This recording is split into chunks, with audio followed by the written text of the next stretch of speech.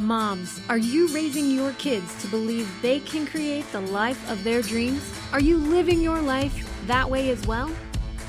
Living an awakened life means more than just talking about it. Join host Debbie Pokornik on Vibrant, Powerful Moms as she shares practical tips, stories, and interviews with enlightened guests, all geared at helping you create and live an extraordinary life.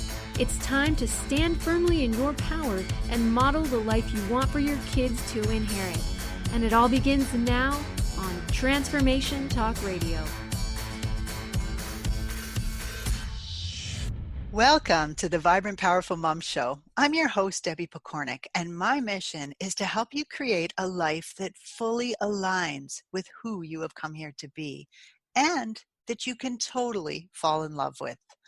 My guest today is a beautiful soul named Angie Monko, who I had the pleasure of meeting at a virtual tea. And I was just immediately drawn in by her beautiful, gentle energy. So as she started to share little bits of her story with us on that call, I knew I had to reach out and see if she would be interested in coming on the show. Thankfully, she did agree, obviously. So since 2008, Angie's company, Harmony Harbor Coaching, has been helping women stop people-pleasing and instead replace it with empowered connection to their own self and to others. Her passion for doing this arose out of her life challenges, starting with an abusive father who made her believe that women were weak and taught her as a little girl that she would never be good enough. Her story reads like a novel of self-betrayal, compulsive eating, abuse, loss, grief, shame, and even feeling obligated to give up custody of her 2-year-old daughter. Today, Angie is here to share some of her story with us, and especially how she managed to pick herself up, forgive herself for not being a perfect mom, and overcome the many trials and tribulations that she faced, including the death of her precious daughter, Maddie. It's a gripping tale of overcoming forces that tried to keep her down, and I believe that it's a perfect one for us to tap into, well, always, but especially at this time in history. Angie, welcome to the Vibrant Powerful Mom Show. Thank you, Debbie. It's a real honor to be here. You know, I'm thinking that people can tell from the little bit that I shared in the intro that you've had quite a challenging life up to this point. And yet, as I mentioned at the start of the show, the first thing that hit me when I met you was how grounded and calm your energy felt. Like, it's just a really beautiful energy. And, so I find it really interesting that we're doing this interview at a time when the world as we know it has gone a little crazy. And there's just so many unknowns. So people are starting to contemplate, or if they're not, they're probably soon going to be contemplating things like death and loss, of the people that they love. True. So it feels to me like the bulk of our conversation, I'm not exactly sure where it's going to go, but I'm feeling like let's start with what we had planned, which is to talk about you as a woman's empowerment coach, and then just see where that takes us. Does that sound okay? That sounds great. Awesome. All right. So what inspired you to be a woman's empowerment coach? Well, you mentioned earlier how my dad was abusive to my mom and indirectly abusive to me and my brother, who was a couple years older. And that was the start. It of course, it wasn't conscious for me at all, but I just saw how he treated us and women. And there was a part of me that realized I don't want to perpetuate that. And I want to help empower women instead. Nice. So you had internalized this. Right. It was, working under the surface. So let's dig a little deeper to what kinds of unconscious choices did you make as a result of what you saw going on and feeling unsafe maybe as a result? So I dated a man who was much older, like 12 years older than me. And he had a lot of his own not enoughness stuff going on. And I hated on my body, which he reflected by telling me I was fat. And he also encouraged me to leave my church, which if he said it was a childish dependence on God. But and I married this man. So I married him, dated 7 years, married for 5. And it was like I married my dad, searching for that father figure. And probably the biggest thing, the biggest self-betrayal that I made, was to give custody of my daughter, Maddie, to him. And she wasn't quite 2 years old yet. Yikes. So let's fill in the gaps around some of that. So actually, let's start with talking about what your relationship was with Maddie. And yeah, there's lots of pieces. There's so much richness there. I want you to go however feels right for you. Well, when Maddie was 4 days old, she was diagnosed with cystic fibrosis. And that was just how she came into the world, was very scary, right? Because neither of us had any history of knowing we were carriers of cystic fibrosis, which affects the lungs, it affects digestion. It's a genetic thing. Right. And so she came in, we got a sweat test, they call it, and found out she had cystic fibrosis 4 days into her life. And I couldn't breastfeed because if you know about CF, like, they don't absorb their fat. So you know how the first time breastfeeding could be very scary. It can be for women. And the nurses did not encourage me to do that, even though she could have used the antibodies more than anything. Right. Right. And so from the very beginning of our relationship, it was very insecure. She was in a NICU unit, and so we didn't get that bonding in the first days of her life. Gosh. How long was she in that unit? She was only in there for like a week. Well, a week is a long time when you have a newborn. Yeah, right. When you're already insecure as a new mom. Yes. Yeah. So she came home after a week, and the relationship with my husband wasn't that solid. And so it was one of those things that instead of making our marriage stronger, it showed the cracks, because now I felt like I had 2 kids. Right. Yeah. So I'm trying to pause so that you can ask me whatever you feel. We both know there's so much to the story. It could easily take up all of our time and then some. So, okay. So there you are. You're in an abusive relationship. Well, actually, I don't know that you've shared that piece of it, other than you said that he preyed on your own weakness of feeling like, you were overweight, and he kind of preyed on that. But I believe you told me before that he was just very psychologically abusive, was isolating you, cutting you off. And it wasn't just from church, right? Right. I think one of the final straws was he told me he was making it difficult for me to see my mom, who was one of my champions and helped me to feel safe in the world. And so it was mostly mental, a lot of mental abuse and manipulation. He didn't know it. Like, he was unaware that he was doing this. He was unconscious, just like I was unconscious that I had married my father. I had married somebody who didn't know how to treat me well, and I didn't know how to ask to be treated well. Right. So that went on for like 12 years. And gosh, there was it's so much more complex than I'm saying, but he was 12 years older, and he was my English teacher in high school. So I actually left high school and to not be his student. And I left college, or I started college when I was 16, and so that I wouldn't be under his, authority. Right. So that the relationship could happen. Correct. Yes. Yeah. Which tells you something right there. Right. So now there you are, you've got a child, a newborn baby, you're feeling young, you're feeling insecure, and now you find out the baby has cystic fibrosis as well. So you've got all of that added on, and you don't really have a supportive, helpful, strong relationship with your partner. Exactly. Oh my gosh. All right. So now take us up to, it's 2 years later, because you said she was 2 years old when you gave up custody. What happened there? I was commuting back and forth and over an hour each way to work. And it just felt like my life was all work and no play. Total just work, come home. And And then I had kids because it felt like he was a child too, because he wasn't helping with around the house the way that I wanted him to.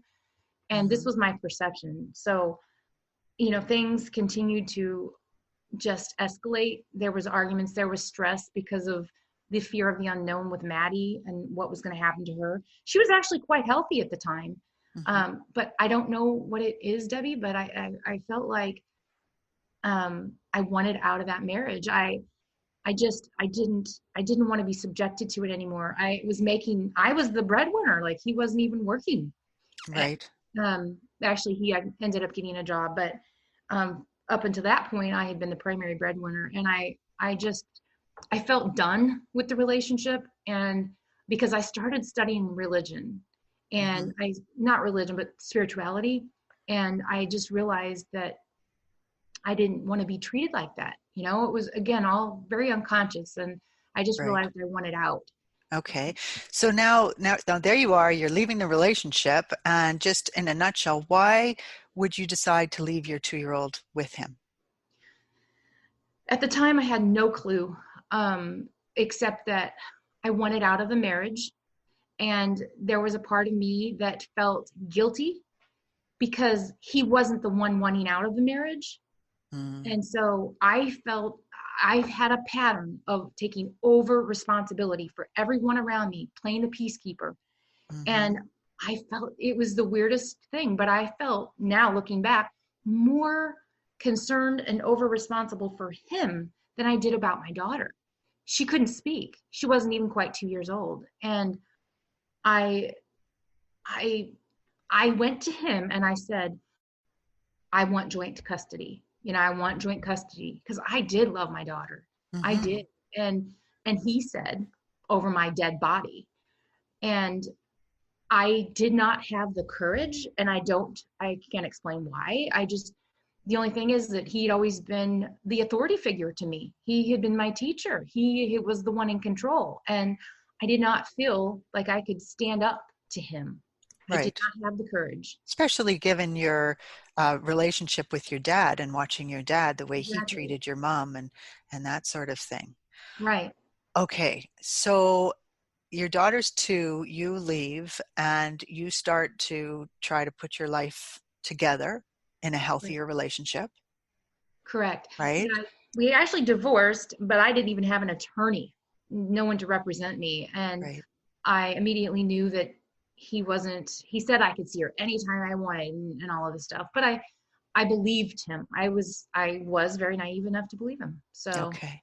So let's fast forward now, because I know people are going, okay, in the intro, you said that the daughter passed away. Yes. So what happened?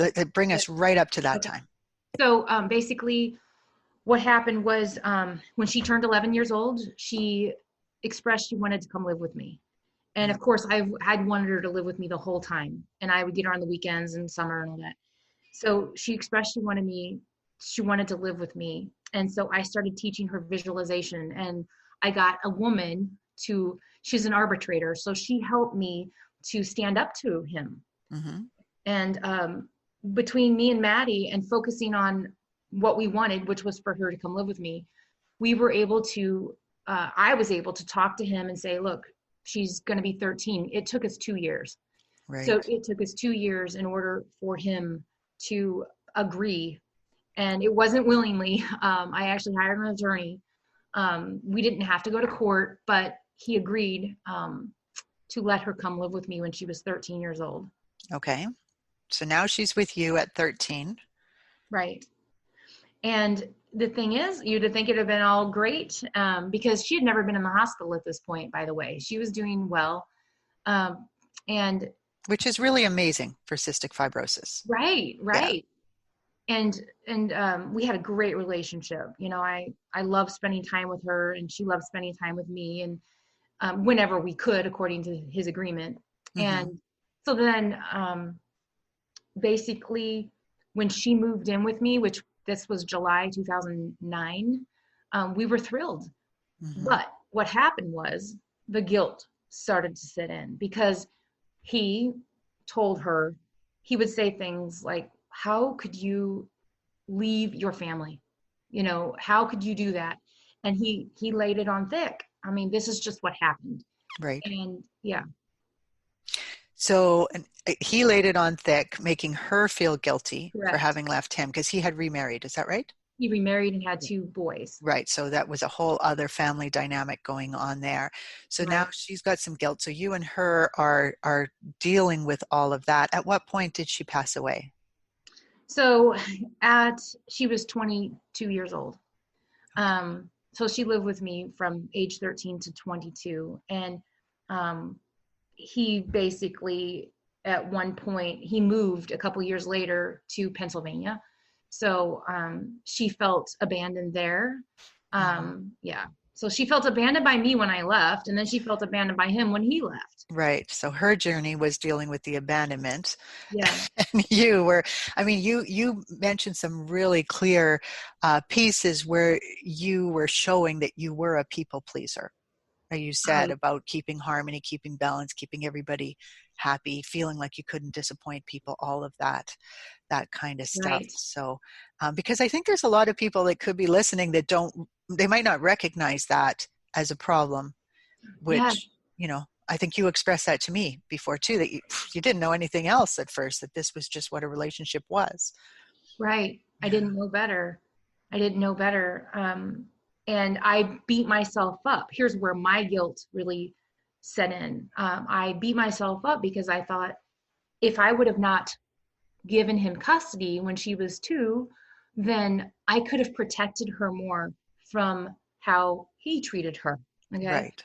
And perhaps eliminated that feeling of abandonment because you would have taken it. Yeah. Yeah. Isn't it? It's very interesting to me that we always want to look at our significant people's journeys and think, oh, I could have made that different for them. And yet the reality is their journey is their journey, and they would have received it no matter what. Exactly. So now your daughter passes away, and you've had 9 beautiful years together, but you've had those 13 other years, or at least 11, that you weren't. Right. Correct. So how did you pick yourself up from that? Well, basically, I've done a lot of healing work, and I use this technique called emotional freedom technique. And it helped me to let go of some of the thoughts and some of the beliefs that I had that just were not, they were getting in the way of my own peace. And so, with my ex, we actually came together at her when she died. And this was a blind side for me. I did not expect her to go at 22. I thought she'd live to 40 at least. And so it was very, very painful. But basically, I was able to do this deep inner work, take this journey where I was able to separate the guilt and the shame from the grief. And in other words, I removed the story that I was telling myself that, oh, well, if I would have done this, I should have, would have, could have, things would have been so different. And I instead realized that Maddie was on her journey, and there was nothing that I could have done about that. And there was, one way that I started to see it is, had I taken custody from him, he wouldn't have had those years with her, those 11 years with her when she was healthy, because he could enjoy her. This may sound arrogant, but I feel like I was better equipped to handle the teenage years, and he got the easy ones. He got her when she was the most healthy, and that was a gift in some ways that he would have never had I taken custody from the get-go. And on the flip side, she wouldn't have had that time with her dad. Exactly. Which was good time, right? Yes. Like he was a good dad. He loved her very much, and we both love her. So much, and she loved her dad and I, like everything. Like we were everything to her, and so there was a lot of beauty to the story, And that's what really came across for me, because it would be so easy, I think, for people to just dig themselves down into a hole when stuff like this happens, to get stuck beneath all of that guilt and shame and blame and anger at the world and, frustration that, you grew up in an abusive family and all of that. And to me, what really came across is how clearly you recognized, perhaps in hindsight, but that you realize, okay, this is my journey. This is what I need to overcome, and Yes. figured out how to do that. So I would love for us to get to chat a little bit more about EFT, which is tapping. Mhm. And I think it's an incredible skill. And so I love that you looked outside for other ideas to help you, Mhm. but knew that the real healing had to happen within you. Exactly. That's beautiful. So are you still connected with Maddie? Yes. So that's the beauty also, because I've worked with a medium to channel her, and we do communicate regularly that way, and, Mm-hmm. and also like wind chimes, and there's just like there's just a lot, where I feel very connected to her, and like she's guiding me from the other side. Yes. And her birthday would have been this Friday or Saturday, the 18th of April. So Oh, nice. this is a you Which this show is actually going to air in May, know, but it's right at the time where we're recording it, where her energy could be the liveliest, I guess. yeah, Yeah, right, yeah. right. So, did you ever receive a message through a medium that helped to put your mind at ease? Like, was that Um, part of your for sure. healing? Yeah, for sure. When I got my first reading was May 2nd of 2019. So it was about 6 months after she had passed. She passed in October of 2018. Okay. And yeah, I did. I worked with the medium, and just such specific messages that I was given about to go. She knew about the purple journal. The purple journal was her journal that I had just gotten off of a bookshelf. I was guided there Okay. to get this purple journal that she had started to write on the inside of it and put some goals on the very last page, but it was all blank. And in this my first reading, that was mentioned, like, keep the purple journal close by, and write your thoughts, your special, most intimate thoughts and feelings in that journal. And that's what I've done. And that's just one example. And just Mm, yeah. that's so beautiful. Mhm. Mhm. Yeah. Because I mean, in that moment, her spirit is reaching through and saying, here's something that you can use to stay connected to me. Right, right. And there have been Yeah. so many little stories like that of her connection and her knowing what's going on here, you know? Yeah. Well, do you want to share another one? I know this is not at all where we intended to go, Right, but I'm right. I'm feeling like this might be what people need to hear so they can start really thinking Yeah, about the fact that death is not finite. right. The other, well, December 30th, my mom got knee surgery, and Hmm. my mom was really close to Maddie. And so my husband and I took my mom to the hospital to get prepped for knee surgery that day, knee Hmm. replacement. And as we were close to having that happen, Steve and I, my husband, went to this gift shop, not gift shop, to the cafeteria because he wanted something to eat. And as he was ordering food, I didn't want anything. I was leaving to go to the bathroom. And Hmm. so as I was walking out the door, this is how she guides me. It was like, go to the gift store. So I went to the gift store, and I bypassed the very front of the gift store, went directly to the back of the gift store, and Hmm. there was a sign, and it said, "I love my dog." The interesting thing about that sign was that as my mom and I and Steve walked into the hospital, my mom saw this sign and she said, "Oh, that's so cute," because my mom loves dogs. Right? And I didn't even see the sign. So it was very strange that it was just like, go there, like, Yeah. go there. I went right to the sign. I bought it for my mom. And then in a reading with one of my medium a couple weeks later, she said that she brought up this fact that grandma's being watched by this woman. And then you don't care about that, but Hmm. it was just, she said, and you've already been given guidance to know that I was at the hospital that day. You've already known, you already know. And so, and because I even went into my mom right after I bought her the sign, and I said, I really feel like Maddie just directed me to go buy that, and that she's here with us right now. And, stuff like that. So that's another little story. Nice. Oh, that's just such a beautiful feeling. Do you ever feel like she's hugging you? Oh my gosh. Oh, yes. Yeah. Yeah, I went to this retreat in Florida, and do I have time to tell that story? Because it's really powerful, but Well, we only have a few minutes left, so you might have to give the abridged version, and people might okay. have to talk to you directly if they want more. So I went to this woman's retreat, felt guided, went to this retreat. We did breath work where you breathe deeply through the nose and out through the mouth, kind of breathing. And about 15 minutes in, I just kept I had all these tinglings of energy through my hands and legs, and I was just clenching my fist. The woman, Elizabeth, came up. She was the facilitator, and she told me to push against her hands. Well, before I have to back up, before we did this breathwork exercise, I was sitting out on the balcony that overlooked the ocean. It was beautiful. And it was kind of cloudy and misty out, and out on the beach, there was one person sitting in a chase lounge with her back towards me. She had the body and the build and the hair like my daughter Maddie. Oh. She had her hair pulled back in a ponytail and dark, long brown hair. Right. And it looked so much like her. And I was sitting out there on the balcony, and I just said to myself, I wish I could hold her one more time. So that was it. Okay. So we went in after lunch, did the breath work, and you're doing this breathing for like 50 minutes, 50.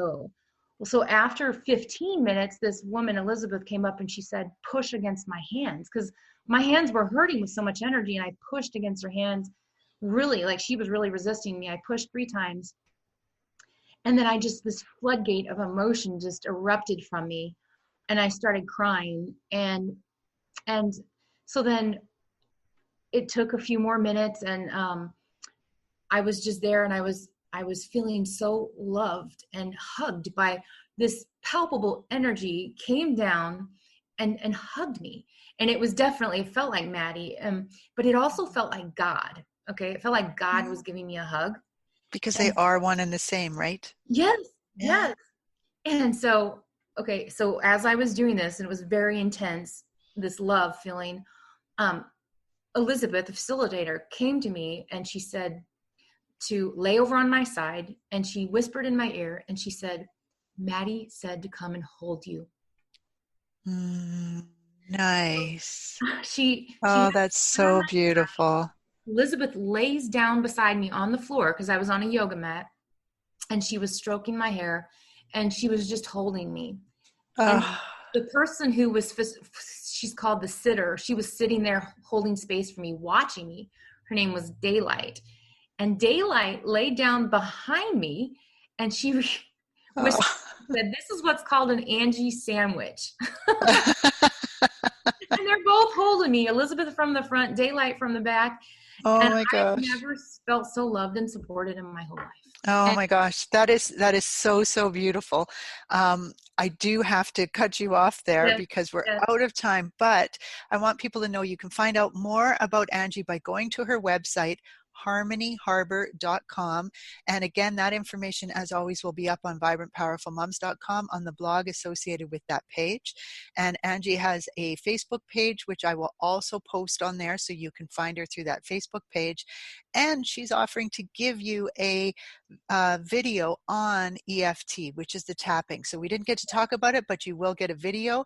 So go to my blog at vibrantpowerfulmoms.com, and you'll be able to get all of that. Thank you so much, Angie, for being you, for sharing you with us. To me, you just ooze authenticity and surrender. Those are the two that come to mind. And I just think those are really important things for all of us to see right now, especially, but always. Thank you. No, a big thank you to you. And a big thank you to you, our listeners. With much respect for you and the journey you are on, this is Debbie Pokornik and her guest, Angie Monko, wishing you a vibrant and powerful day. You've been listening to Vibrant Powerful Moms with host Debbie Pokornik. If you've enjoyed this show, please share it with others to help spread the love. To find out more about Debbie, pick up free offers from the show, and listen to previous episodes, visit vibrantpowerfulmoms.com. Views expressed on this program are those of the hosts, guests, and callers, and are not necessarily those of this station, its management, or other advertisers. You're listening to Transformation Talk Radio.